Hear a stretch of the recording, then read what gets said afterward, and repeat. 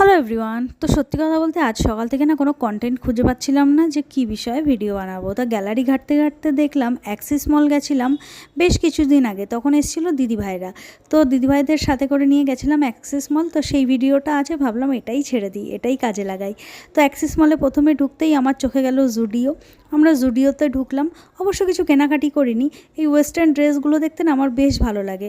আমার ভালো লাগে কিন্তু পরতে ভালো লাগে না, কিন্তু আমার মেয়ের আবার পরতে খুব ভালো লাগে। তো এই নিয়ে রাই একটু বায়না করছিল ওয়েস্টার্ন ড্রেস কিনবে, কিন্তু কিছুদিন তার আগেই বেশ কিছু কেনাকাটা হয়েছিল জামাকাপড়, ওই জন্যে আর সেদিন কেনা হয়নি।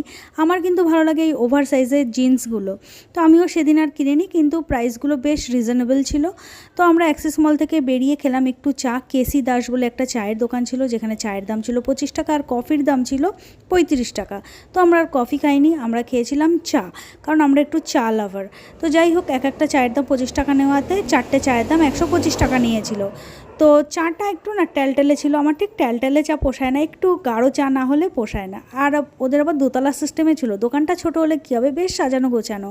তো আবার দোতলায় গিয়ে আমরা বসে সুন্দর চা খেলাম। আর আমার ছেলে ঋষি, সে নিয়েছিল ম্যাঙ্গো লস্যি, যার দাম নিয়েছিল 50 টাকা। তো আরও আমরা কী কী খেলাম, কত মজা করলাম, পরপর ভিডিও আসছে। ফলো বাটন প্রেস করে দেখতে থাকো, কমেন্টে জানাও কেমন।